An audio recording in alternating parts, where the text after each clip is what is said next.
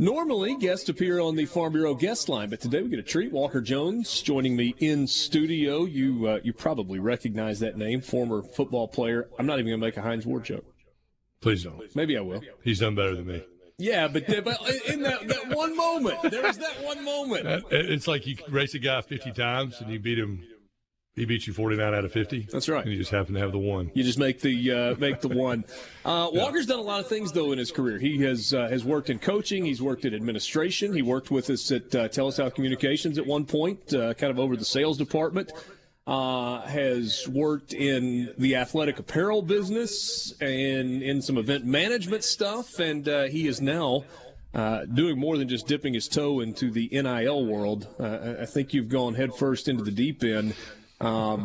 Working now with the Grove Collective. So let's start big picture first. Ole Miss, like lots of schools, seems to have tried to kind of figure out the NIL space. And I think for everybody, there's been a little bit of a learning curve, and everybody's kind of trying to do it the best they can. This is almost in some ways like kind of a reboot of those efforts, pulling a lot of entities into one. Is that a fair way to start? No, it is. I think that's a good way to put it. And, again, as I said last Friday, I was very an unlikely candidate, had a very entry-level knowledge of NIL, a very elementary understanding of it, followed it from afar. But after having some conversations this summer, it became really clear really fast what needed to happen in the short term to get us on solid ground and to get us caught up with what was happening, not only in the SEC, but across the collegiate landscape. And that was really – a school like Ole Miss has a great fan base, but we may not have the numbers that other people have. So consolidation became kind of the order of the day. Consolidate, duplicate, not duplicating efforts, not confusing our fan base, trying to get everybody really on the same page and become as efficient as we could to be successful. And that was really kind of the first thing that had to happen was the consolidation, which would then lead to more of a sustainable model so we could be competitive in our own right. Visiting with Walker Jones, who is now running the Grove Collective, and you grew up in the state of Mississippi, right? You understand that everything here, there's Ole Miss and there's Mississippi State, and so while this conversation in a lot of ways is unique to Ole Miss, and your position is unique to Ole Miss, I think a lot of what we're going to talk about kind of applies to Mississippi State as well, and they've got efforts, and we'll talk with Charlie Winfield about that and some of the things that they're doing, hopefully down the line as well. But let's talk big picture NIL first before we kind of drill down on Ole Miss and the Grove Collective. It feels like Texas A&M in a lot of ways is the poster child for all this conversation. There was famously the Nick Saban, Jimbo Fisher stuff. We went back and we played Jimbo Fisher's press conference again yesterday. What's fact and what's fiction? When people are talking about A&M, for example, spending $30 million on a signing class. And I've talked to people that go, that's not real. Then there are other people who go, yeah, that is real. What is a number that makes an SEC team competitive in the NIL space when you're talking cumulative dollars needed to be able to compete, not just at a surface level, but a high level, right? But not have some insane number like $30 million for a single recruiting class? Yeah, Richard, I think, look, that's a question that can't be answered today in terms of what's fact and what's fiction. I think in my experience and my research over the last couple of months leading up to this initiative was, there's a lot of misinformation out there. There's a lot of urban legend. Nobody really knows for sure because nobody's really sharing that information. If I called the other collectives at the other SEC schools, they're going to be cordial, but they're not telling me what they're raising. They're not telling me all what they're doing, just like I wouldn't tell them because everybody's looking for that edge. Yeah. So, my experience is the numbers aren't as great as have been reported for the most part as it relates to A&M. Whether that $30 million number is accurate or not, I would say there's probably a lot of variables that probably play into that people aren't taking into account, whether it's, how much money they've raised to date or what their goal is. You ask about what's needed. I think that's what we're still trying to figure out, to be honest with you. People ask, like me, one of the biggest questions I got, well, how much do you need? And how much does Ole Miss need to be competitive? And we don't really quite know yet because we're still going through that first year of really having some information on how these deals are being valued by corporate sponsors, by other brands, what they see the value. And so there'll be more information that'll come that'll give us a finer point on kind of a range of what we think. I kind of have some idea of where we need to be from a range standpoint. I look at more at numbers in terms of people contributing than I do total dollar numbers. I know this, that you need thousands of members in a crowdfunding model to be successful. And that's people giving, $25 a month and people giving $10,000 a year and everything in between. So one of the things that we've tried to do is try to clear some of the confusion that's out there and some of the urban legend, because if you ask people, they tell you, oh, this is exactly what this kid's getting or what this school's raising. A lot of it is hearsay. Some may be baked in loosely in some fact, but really nobody quite knows exactly because we're just not far enough into it yet. We get a message on the C Spire text line that says it's sad we're even having this conversation about NIL. And that may very well be true. And as a guy that played in a non-NIL era, where the only thing that was out there was rumors of cheating and, some cheating that actually happened, but rumors of it, and it was all kind of dark and under the table. Regardless of whether or not it's sad, it's here. It's here. Look, and you either choose to participate or you get left behind. Exactly. And look, I like I said earlier, I was an unlikely candidate because I don't necessarily know if I personally believed in it. I came, just like our athletic director, Keith Carter, came up in a time where getting a free education was wonderful, and we loved it and never dreamed that there would be a day where this would come along. But we can either sit there and be judgmental and say, I don't agree with it, or we can try to figure out a better way to do it and a better model. And that's really was my kind of thought, was whether I agree with it or not, from everything I've seen, it's here to stay. And, I played 3 of my 4 years on the second worst probation in NCAA history. I think I was the only guy at Ole Miss they weren't paying. But again, so I've been through what happens when you do it wrong. And so that's the thing that really kind of enticed me was, look, let's try to figure out how to do it right and make it as developmental as it is compensatory. So, they're going to get compensated, but let's give them tools and let's try to develop it and come up with a better model for this. Because, again, whether we agree with it or not, we have to find a way to compete in this space, to do it above board, and to try to help develop. Look, at the end of the day, if we're creating opportunities for these student athletes, we're enhancing those opportunities, and we're protecting their well-being, that's not necessarily a bad thing either. So, again, I understand the sentiment out there. Again, personally, I wasn't sure if I agree with it or not either, but I am a realist. And I know that for us to be competitive, we got to figure out a way to make it work. What's the goal of the Grove Collective? I think I just kind of mentioned it. Really, I think it's, number one, we want to create opportunities for these athletes that have a story to tell. Financial opportunities. Well, financial and developmental opportunities. So, financial in nature, but also, too, give them the tools that when they come here, whatever that compensation looks like, they have a way to turn it into more. They have to grow it, to truly maximize their potential based off what they've created in their name, image, and likeness. They give them tools and programming and resources to do that. So, really, I think it's, number one, create them if they don't exist. Number two, enhance them, so they can make them better, they can make them more impactful, they can maximize their potential. But also, too, at the end of the day, protect them. Because, look, there are bad actors out there. They're now tax-paying citizens.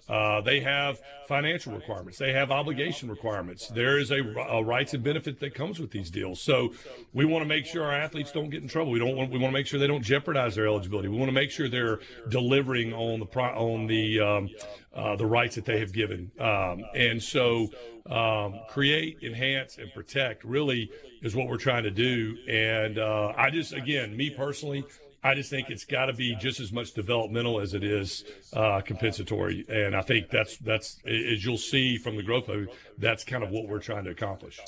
If you've got questions for Walker about the Grove Collective specifically or about NIL more in general, you can shoot them to us on the C Spire text line at 601-879-4395. Got about a minute until the break, and somebody says, is the Grove Collective specific to football? 30 seconds.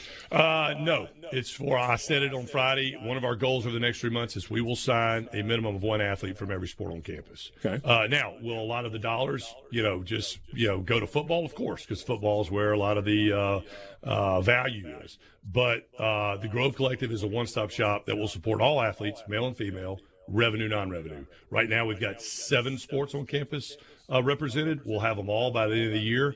Will football get a lot of attention? Absolutely. Baseball gets a lot of attention because what our guys did out in Omaha last year. So, no, it's not just football.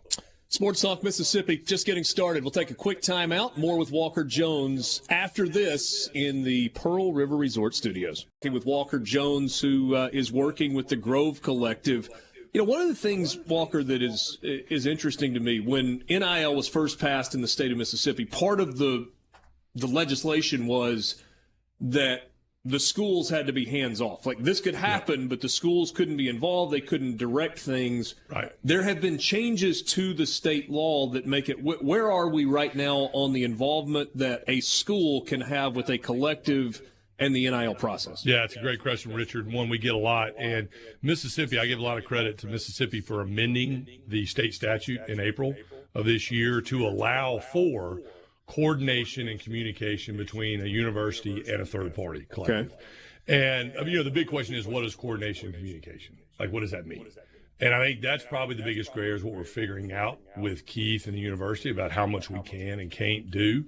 But to your point, that gave the state of Mississippi for Ole Miss, Mississippi State, Jackson State, Southern Miss, a market advantage in the landscape in the sense that there is coordination, there is some sort of communication. And again, I think that's a big piece from a risk mitigation standpoint too.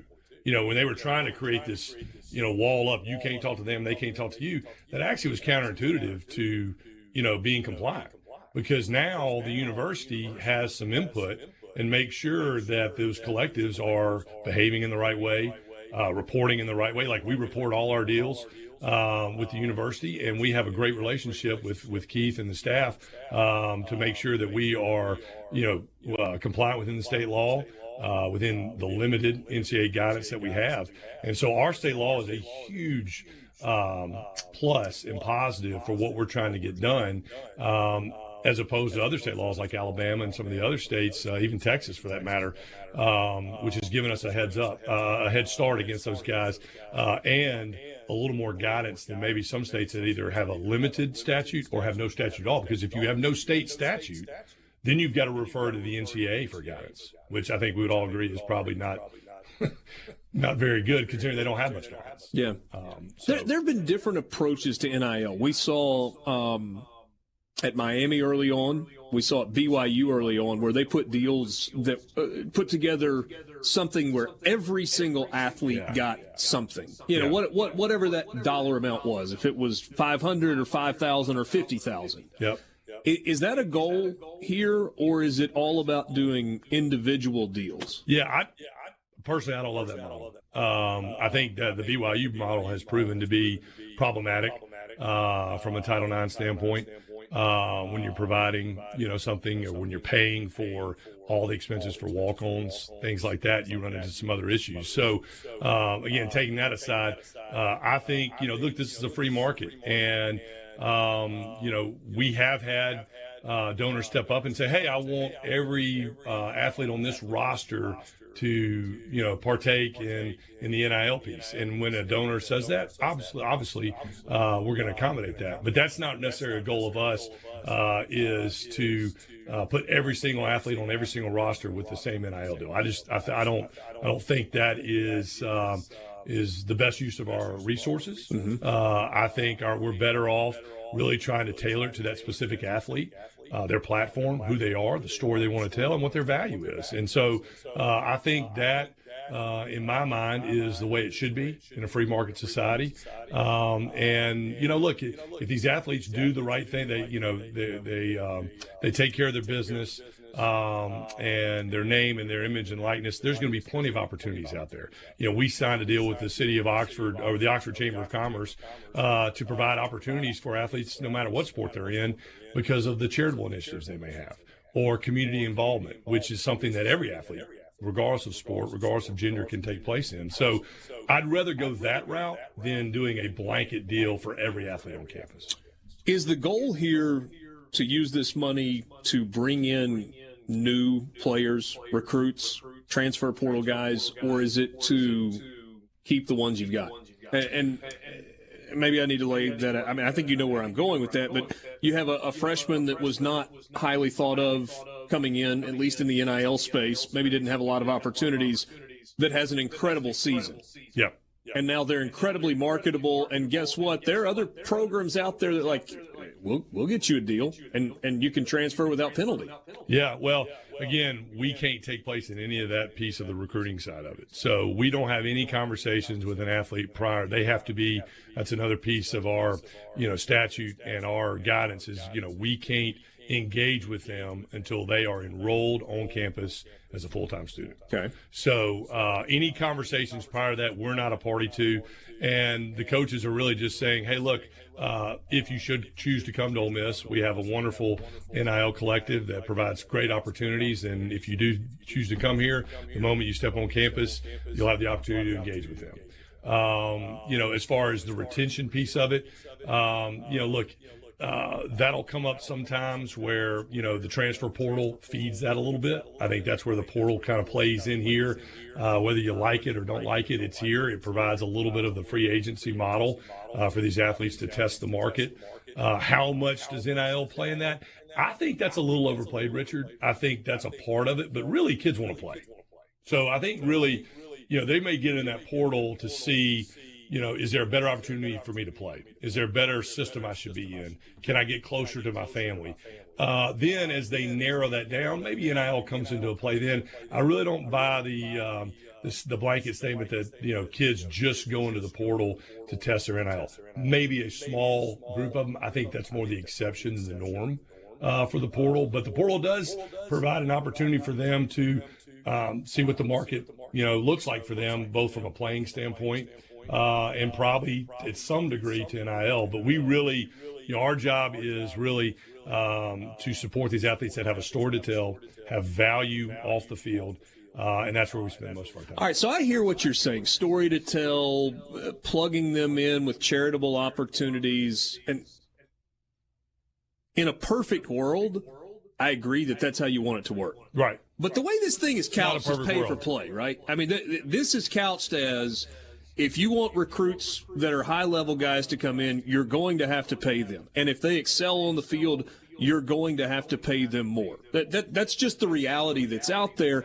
How do you balance those two things? Well, I think, again, that's where, the third party, again, that's another part of the Mississippi State law that was advantageous was the fact that they allowed for these third-party collectives, which, again, I think provides more of an infrastructure to be more compliant, more above board, and to provide more opportunities if a athlete does play well and does increase their name, image, and likeness. And so really that's what we try to focus on. Yeah, look, it's not a perfect world. And is there pay for play going on out there? Absolutely. The NCAA just came out with some recent news about how they're, going to start trying to figure out a way to police it more. There is going to be some regulation in NIL.